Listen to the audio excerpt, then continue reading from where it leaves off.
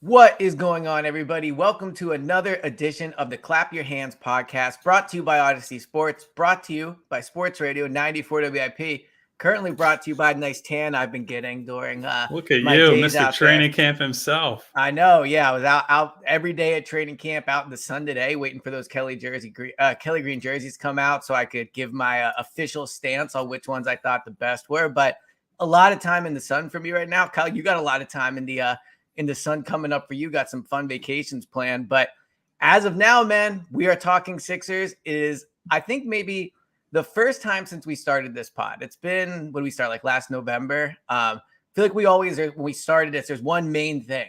This is kind of like what we call on the radio, like a "What do you got Friday?" Like a lot, a lot is on the table because literally nothing is on the table. We have no James Harden update.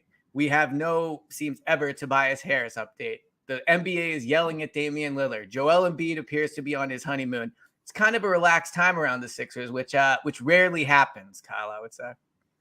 Yeah, it's a relaxed time for everybody. It's the one time of the year that if you were to text someone who works for a team, plays for a team, whatever, they are almost guaranteed to be on vacation and or not answer you. So it's very relaxing in that way for our purposes, not the best.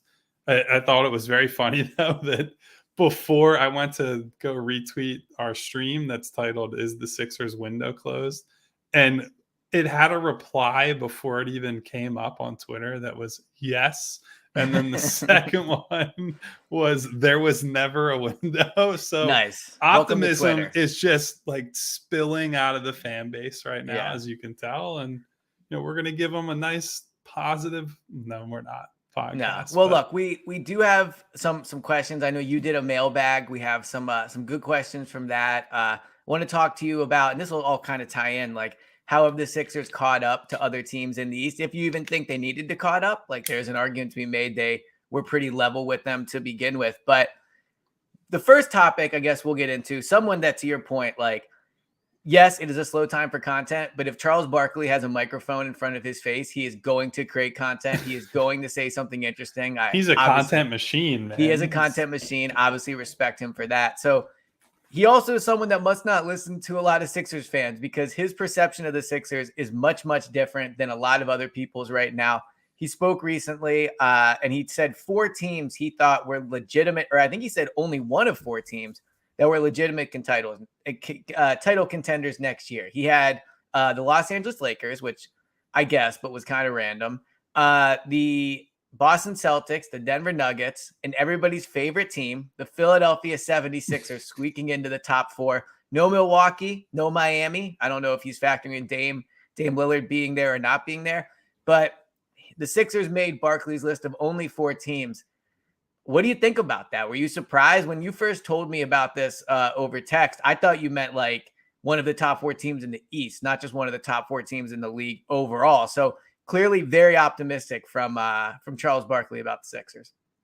What I think is that Charles must just feel indebted to the city of Philadelphia for some reason, because I just think where it sits right now, you can't, even if you think they're going to get a pie in the sky return for Harden, I just don't see how you make the argument that they're one of the 4 like inner circle contenders. And I do think he did have a caveat with what he said, where he said it does come down to having a strong or positive resolution with Harden. But the further this summer goes on, the less likely that appears, at least publicly. There's no new information to report there. I've been getting aggregated more recently, so I have to be careful with what I say. What'd you say? It was they're not taking it seriously. I saw that on all the little NBA Twitter. Yeah, and it was like nothing new is being said here. Yep. This is the Terrence Mann component has been reported 100 times over with regards to the Clippers side of trade talks. But yeah, so I think they're in a spot where if you somehow get James Harden to come back and everything's hunky-dory and him and Joel Embiid somehow set aside all their playoff demons of the past, you could really squint and you could say, yeah, they're like a dark horse team if, and there's all these ifs. I get that. to call them like, oh yeah, they're one of the 4 teams I would watch out for.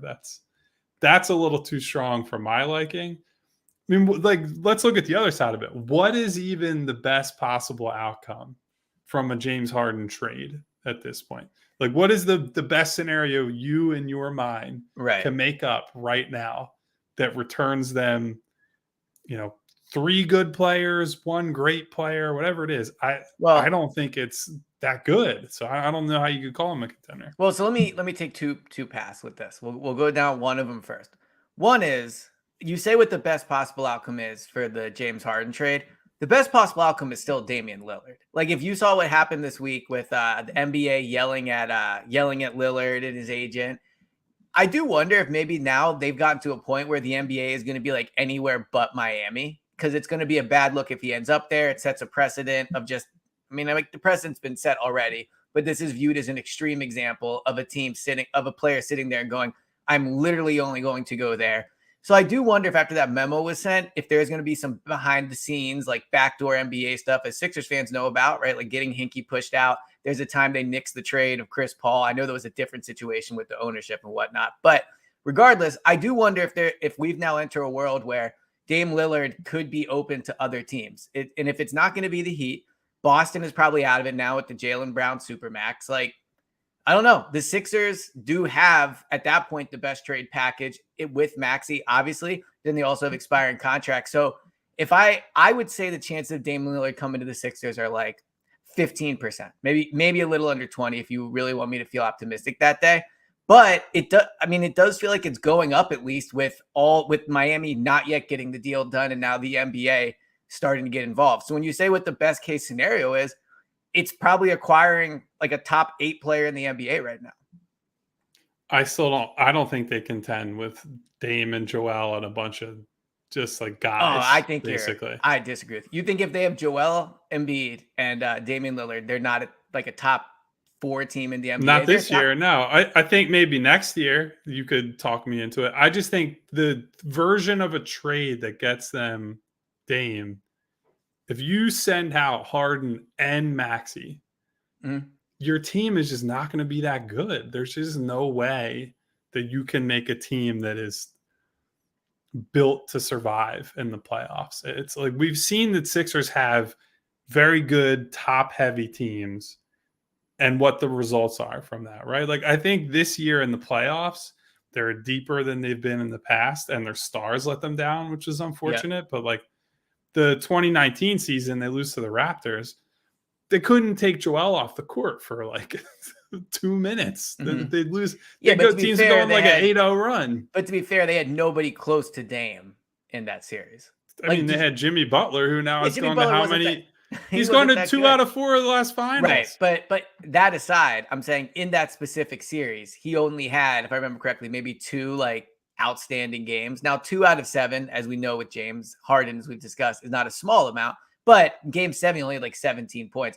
I get your point about the depth of the roster. If it's just Joel and Damian Lillard, Joel has shown like he's probably going to miss a fair amount of games or at least be dealing with something in the playoffs.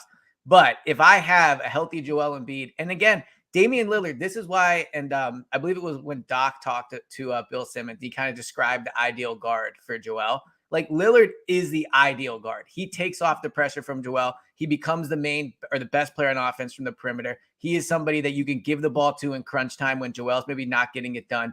So I get your point about depth, but if you look around the East, like Boston, okay, they're deeper than the Sixers would be, but you could argue the Sixers would have two of the 2 best players in that series. If you want to say Joel is better and then Lillard. Yeah, after Tatum dropped 50 on them and Tatum had, but Tatum has also had some downs.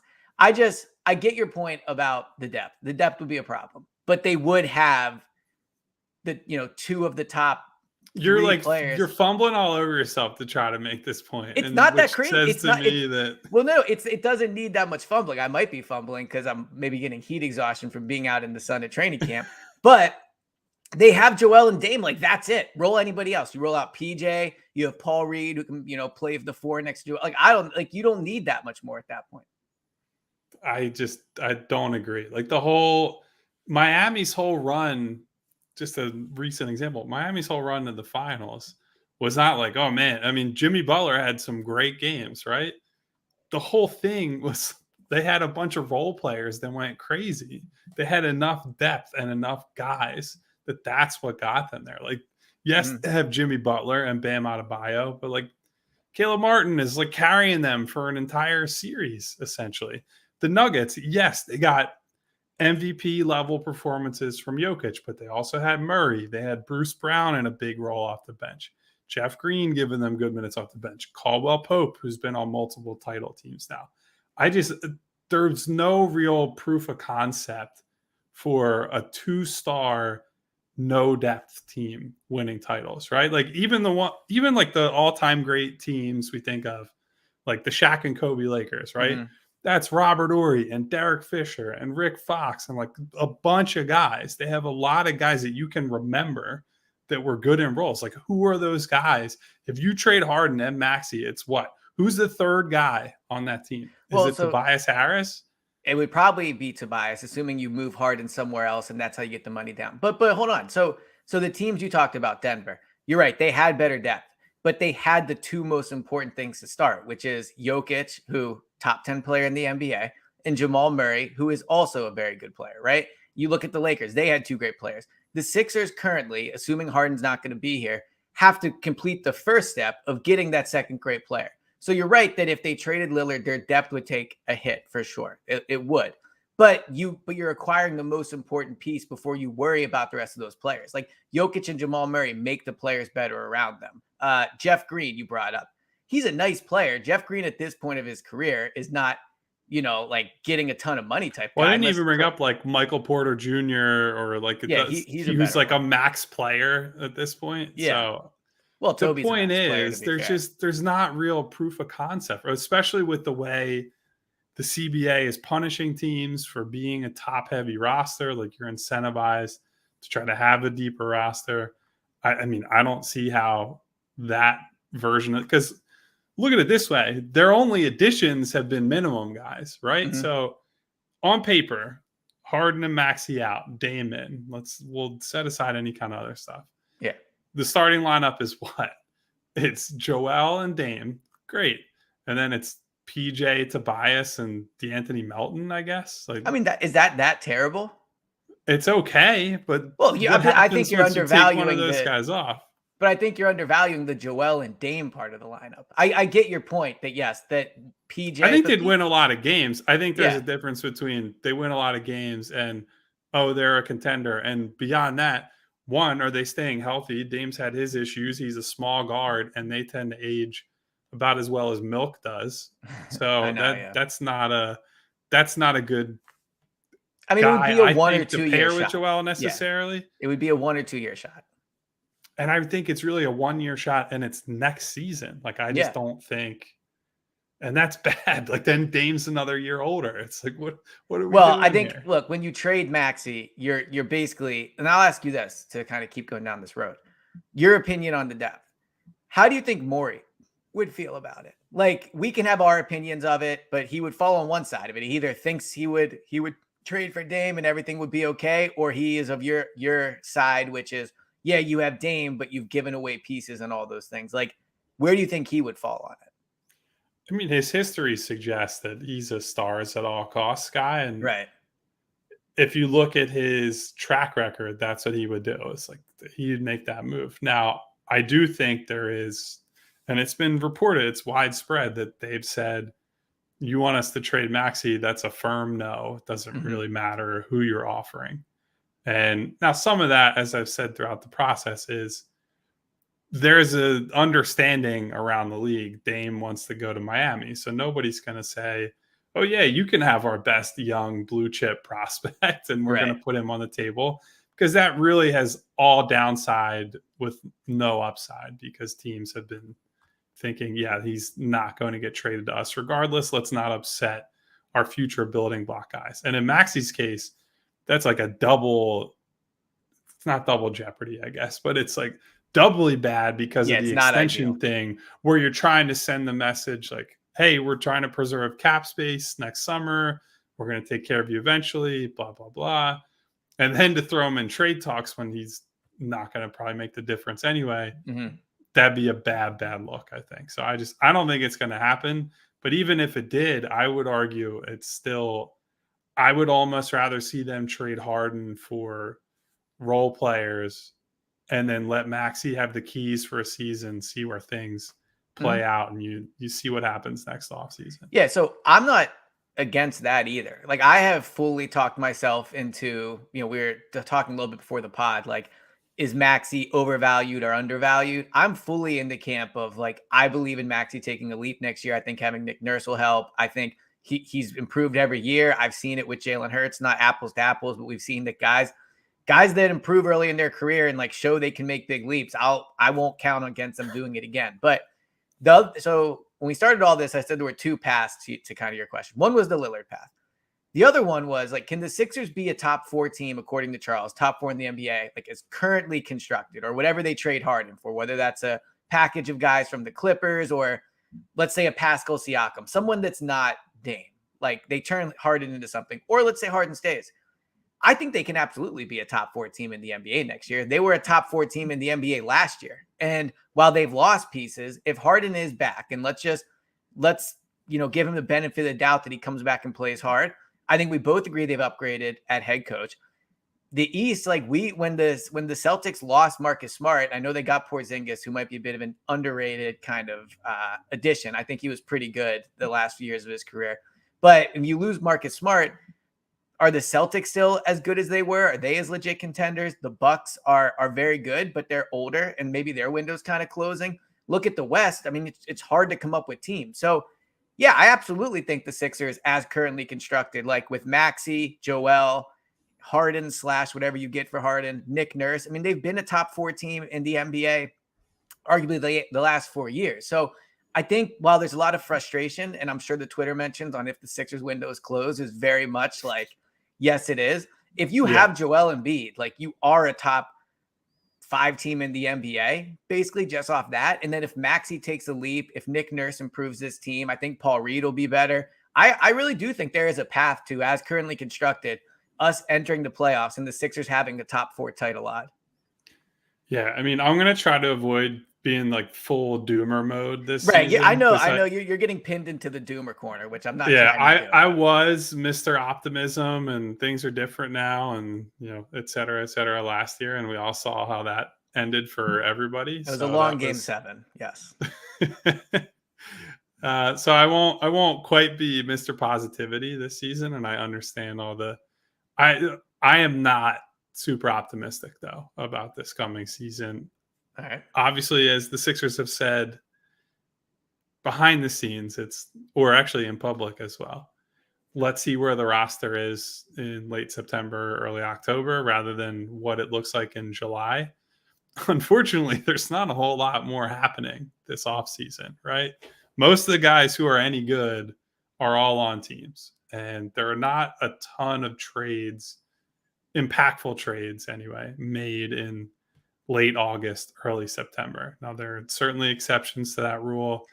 Yeah. Most of the time, you're not moving somebody like James Harden. Well, I was going to say, it's extenuating circumstances right now. Dame, Harden, Yeah, there's just a lot hanging out there that has not been resolved. So I'm not going to sit here and tell you, they're doomed and they can't make a good trade or they can't convince James. But there are not a lot of good options, is what I would say. To only have the difference between this and the Ben Simmons situation, which we've brought up several times, is like that guy was still a young, and many people still viewed as like an ascending player, right?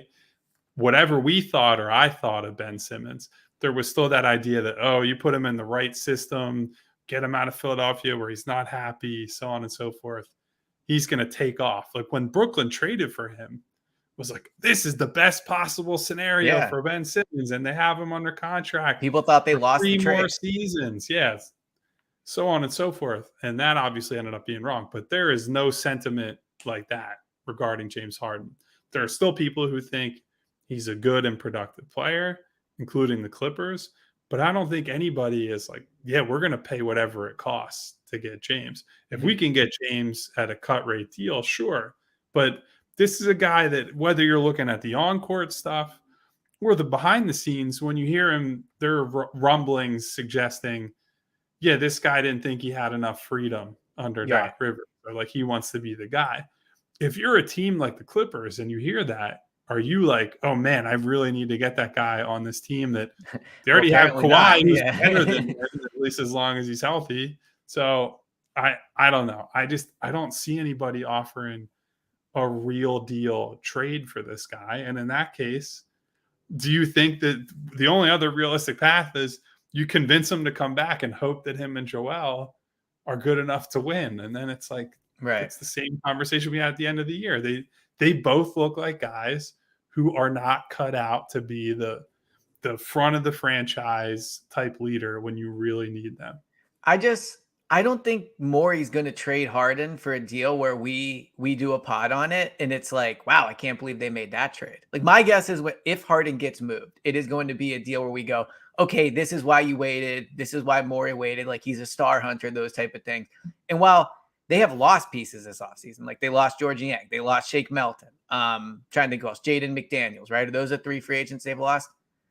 So I don't know. I feel like if we're forgetting one, he else. can't be that important. But maybe we're both just tired. But like, well, that was the first day. Basically, first 2 days was Milton, right? Niang, McDaniels. So they lost those pieces, but they brought in Patrick Beverley, Mo Bamba.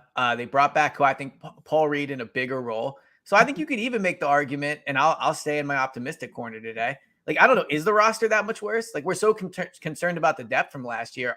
Is their depth that much worse? Jaden McDaniels didn't play in the playoffs. Shake Milton barely. First of all, it's Jalen. His brother is Jaden. I just want to make sure that. My apologies. Yes. Well, they don't have either of them, him or his brother. That's Neither true. of them played in the playoffs. His brother's better than him, by the way. If they had Jaden McDaniels, they would have re-signed him. They would have ponied up. So maybe, yeah. But either way, they don't have either of those. Like, I don't know. Is the roster that much worse than it was last year? If Harden's back, let's just assume Harden is back. Is the roster even that much worse than it was last year when you consider the Nick Nurse Absolutely. edition? But why? Because they have 4 centers. Right, but like, I'm saying the guys they you can lost, only have so many guys on there. Like the opportunity cost of carrying. Actually, no, that's not even true. They have 5 centers. Okay, but I know, but that like 1/3 of the roster is right centers. now is centers. Right. But they have how many more fucking problem? But they have how many more centers than they had last year? 1 more, right? I think they have 2 more, don't they? So they had Embiid, Paul, it was Reed, Joel, Reed, and Trez. Right. So they had 3. Now who are the 5? So now they added Mo Bamba and Petrusev. Right. Okay. Or Petrusev. I actually don't know how to pronounce his name. I got to find that out. Right. Well, I don't think it's a name we'll be saying very often. I'd be surprised if he got a lot of minutes this year. Maybe I'll be wrong. He might get. It's a partial guarantee, so he might get cut. Yeah. So I just whatever. But I don't know. I don't know if the roster is that much worse if James is still here, because the guy Niang's a loss for sure. He was a big time shooter for them. He played in the playoffs. Obviously had some defensive concerns, but I thought in the playoffs he at least showed good effort on defense. But he's gone. But they got Patrick Beverley, Mo Bamba. I don't know. I think maybe the idea the sky is falling while they wait for Harden to get traded might not be that true. Like they didn't lose anybody that I feel is a major impact besides maybe Niang, but I also think you're going to get an improved Paul Reed this year, who they did bring back. Here's what I would say. I think Niang probably personally swung like 5 or 6 games last year. Mm-hmm. That doesn't mean that he was like a 6-win share player or whatever, however you would want to frame that. But there were a handful of games that if he doesn't go crazy in like the 3rd or 4th quarter, they probably lose. I think you could argue Shake Milton probably won them a game or 2 when they went through that stretch where the one that jumps out specifically is when Joel and James are out. The Nets come to Philly, Ben Simmons returns, and the Sixers win with like nobody available. Mm-hmm. And that's a huge Shake Milton game. Supporting cast all steps up. They don't have those guys now. Now, you could say, hey, maybe there's a game where Mo Bamba hits like 4 threes off the bench and does something. Pat Beverley is a defensive spark in some way. But these guys legitimately swung games and won games for them last year.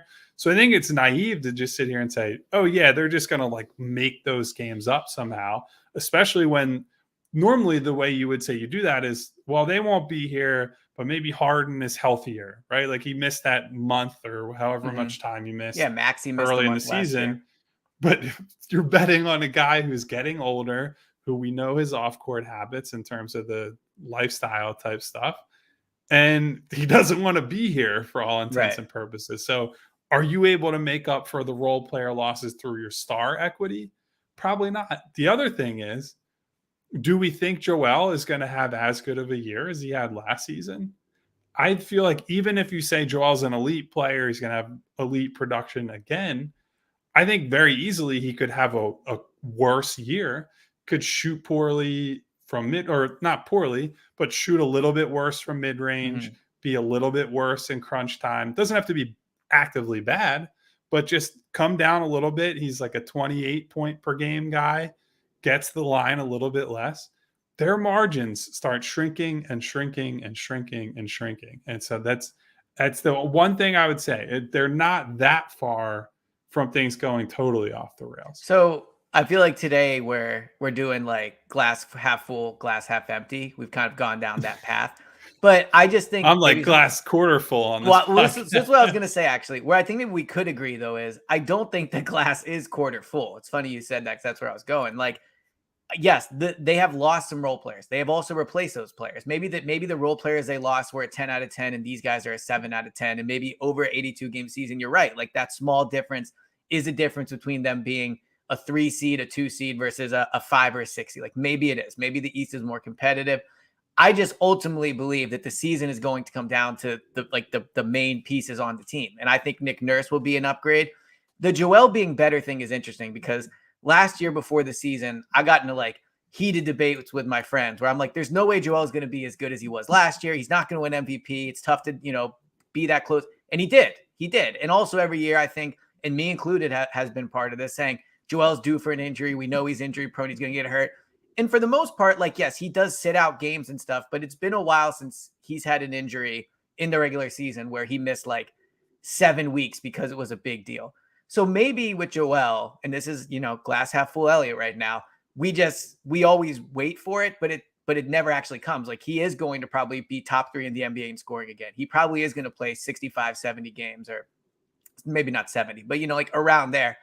So I don't know. I just, and this is my kind of where I've been all offseason, I don't see the doom and gloom that other people do with the Sixers. I think if Harden's back, they'll be a top 3 team with to Charles Barkley point to bring it all the way back.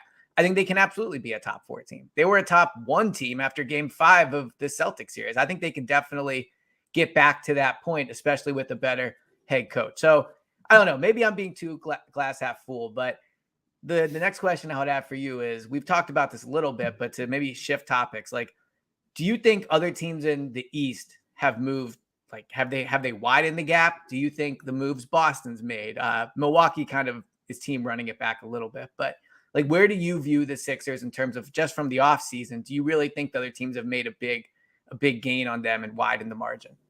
Sorry, my dog right now is like the loudest snorer of all time. So it's funny because I don't hear it at all, but that's he's like vibrating the floor. He's not vibing out to a song over there as he's known to do. No, he's just chilling. The hard thing for me is that I don't know what to make of what the Celtics did. Yeah. I think it's interesting. I don't know if I think it's good. I understand they wanted to shake things up. I do think conceptually a guy who can do some rim protection, also space the floor in Porzingis, open some things up for them on offense. I also don't really know who is going to be a good passer on that team. Like, my guy, Derek White, I love him to death, obviously. I'm sure he'll be glass half full about him. He's essentially the starting point guard right now. And right. like, due respect to him, I don't think that's like he's not the guy to get you into your offense every possession down and like run things. Now, you give it to Jason Tatum and just let him ISO hunt and switch hunt and whatever for 40 minutes a night. It doesn't really matter. But now that you're paying Jaylen Brown the GDP of a small island nation for the next however many years. What do you think of that? Would you have given it? You kind of have to. I think it's one that it doesn't help you to let the guy go. Now, maybe there was a case to be made. You offer him up for somebody like Dame and say, we're going to go after somebody like that. So that road is now closed to them, at least for the short to medium term. But Yeah, I mean, I just tend to bet on the incumbents, right? We've seen Boston be good. We've seen Milwaukee when they're actually healthy, which I would say the concern I would have with Milwaukee is kind of similar to the Sixers in that Drew Holiday's getting older. Middleton was never healthy last year. Giannis is more durable, but he obviously got hurt at an Right. inopportune time last year. But they get old, they get a little bit older, a little bit older, a little bit less healthy. The role players get worse because now their cap is so tied up in, the main guys. It's hard to sustain it. We've seen it with the Warriors have been, the best team in this quote unquote modern era of Yeah. the last, 10 years or so. Compare them, I guess, to the LeBron era Heat. And even them, it's like they can fly back and forth. One year, they're a legit title winner, title contending team. The next season, you look at them and they might barely make the playoffs, or they actually missed the play in the one year when, the guy everybody wants, Kelly Oubre, was part of their rotation. Your So boy. no, definitely not my boy. No. Might have to go back on that depending on if they sign him or not. We'll see if I can Right. put on a smile and pretend it's a good move. It's all right. I'll do it. You can stay in the doomer corner when they sign So him. yeah, I mean, I think the Heat also, they're a gigantic question mark and coin flip depending on what happens with Dame, right? Because they had multiple really valuable role players go to other teams. Gabe Vincent gone, Max Strus gone, and I know that everyone thinks, oh, Miami can just turn anybody into a valuable role player, and their player development program is very good, and they have good stars to kind of prop them up, but at a certain point, you got to have actual talent. So they're a big question mark.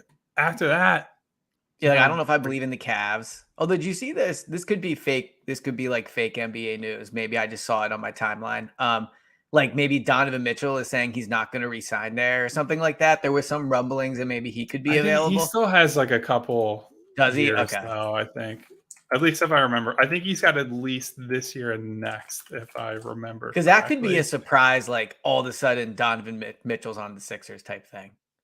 I mean, he has a big deal. Like I could see him coming here. I think if he's traded, the Sixers have now they'd have to do it for like Tobias Harris, so maybe not actually. Yeah, The he's Sixers, under I don't think he's contract doing this max. year and next, and he's got a player option, which he'll decline. But Would you trade player Maxey for option him? for 2025, 26. Oh yeah, I mean, if you could get him, sure. But I You would. don't I'm saying think you would that's trade gonna happen. Maxey for him. Yeah, I think Okay. I don't even love Mitchell per se. Like I think when he's good, he's extremely good, but Mm-hmm. he's got some tunnel vision at times, and he's probably not a true number. Like he's not like trading for Dame, right? Where it's like, oh, Right. that's a number one guy, lead Where perimeter player on a contender. if Joel's bad in the clutch, you can't definitely hand it off to Donovan Mitchell. Yeah, there are some nights certainly where you give it to him and he's on fire, but I don't think he's like the consistent night to night. Oh, that's the guy type guard. Maybe he gets there. He is only like 27, I think, right now. Yeah. So in theory, these are the years the prime years ahead for him. But I don't think if I were guessing, if Cleveland's going to make a trade, they'll trade one of their bigs. Like Jared Allen will get traded, and they'll see what Evan Mobley can do as like the lone big there. But yeah, to your point, it's them, and then it's the Knicks. And like, I like the Knicks. I don't think they're the Knicks a are real frauds. contender though. Yeah. The Hawks just locked in DeJounte Murray, and like I don't love him and Trae Young as a lead duo. We'll see what they look like now that they finally traded John Collins after like finally 5 straight years. But yeah, you go down the list. There's nobody that other than the Bucks and Celtics that's like a slam dunk type contender.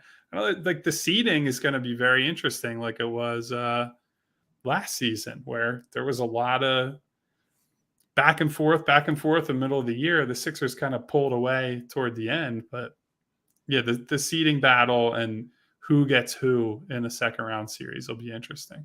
So for all you NBA aggregators out there, your clear aggregate for today is Kyle disagrees with Charles Barkley. That can be the new tweet. You guys can tweet and you can tag Kyle, put a little picture of them. I don't think the podcast has gotten aggregated quite yet. At least not that I can. I think recall. a few times it has. I know my articles have a bunch, but I don't know if there's like Well, I know Odyssey has posted some clips and quotes. So Yeah, I don't know we if got your that clips out there. I don't know if that counts as aggregation compared to No, like not when from our it's own company. the I would NBA agree. Central posting Well, out of context quotes from me. well, I'll give a shout out. The dude Francis on Twitter, he is like the hub of all Sixers rumors, and he a few times has put you in there. So we're getting there slowly Okay. but surely. Hopefully next year we get more and more aggregate. The last question I have for you before we wrap this up, because I do have to unfortunately go do a hit on WIP, but I brought up the NBA's the NBA's memo to Dame, about the situation. Curious what you thought of that, both from a large pitch, like a big picture perspective of how you think it could impact situations like this moving forward, but also, do you agree with me that maybe it could end up being a situation where they kind of steer him away from Miami? I think it's a little absurd. I think this has happened before, right? Like this isn't Mhm. the first time. I think maybe they're just drawing a line in the sand because we have both complained, or I know I've complained on this podcast about how it's going, where guys are signing, $60 million deals just to say, oh, I actually want to be with this Right. specific team elsewhere. Like you can't have your cake and eat it too. And so I understand the NBA is trying to rein that back a little bit. And I think that's probably a good fight to pick. I guess some of this is just that Dame's agent Aaron Goodwin has been pretty public about this whole thing, and they have not made any secret about what their intentions are. I mean, Right. you go down the list: Chris Haynes, Shams Charania, Woj, all the like big newsbreaker types are all saying the same stuff. It's like Well, it's it's so funny clear how where it's coming from it's funny too. how the memo is like I think the agent denied saying this. It's like, come on, bro. Like, how do you think this got out there? Of Like, course, he denied it. yeah, Yeah, I right. mean, if they did a real investigation and like checked the guy's text messages, I Yeah, I'm would sure it would guarantee be you very that. apparent. Yeah. Now, maybe not the text messages. They might have to check call logs because most of Right. these guys are smart enough not to leave anything Put that it in text. incriminating Yeah. in text form. So, yeah, I mean, look, I don't think this is going to impact where Dame ends up all that much. I think if he really is dead set on Miami, he will get there. We've Yeah. seen that play out before. I just kind of doubt that he is. Like, I think he's saying that. I think he believes that. But I think this would be similar to Kawhi in that if a wild card team trades for him, like the Raptors did Kawhi in Mhm. 2018-19, I don't think Dame is the type of guy who's going to say, I'm not playing for you. Like, I won't show up. Like, if the Sixers traded Harden, Maxey, whatever to get Dame, I think it's a slim chance that Dame would just say, "You need to. I'm going to sit out until you can retrade me, and I'm Agreed. not going to play." Like I don't think that's a real threat. And so that being the case, you trade for if you really want to get him and you think the price is right. I think they can trade for him, but I don't think they're going to budge that much on what they'd be willing to offer because of how he feels. And so functionally, it's basically the same thing. Well, I'll say this, that we started the pod saying we were going to do mailbag, saying we had all this stuff. And of course, we went longer than we thought on this topic. So even if nothing happened between now and the next pod, if a Dame happens, obviously we will be here sooner. But Kyle, you have some good vacation coming up, some well-deserved vacation, some good times with friends, and then a nice long trip. But we will have pods between now and then. So good pod. It was kind of nice not having a main topic to kind of have to discuss. It was nice to bounce around. But if you guys do have a question you want us to talk about, feel free to tweet me or Kyle about it. And on the next pod, we'll try to get to it. So until next time, man, talk to you soon. Talk to you guys soon.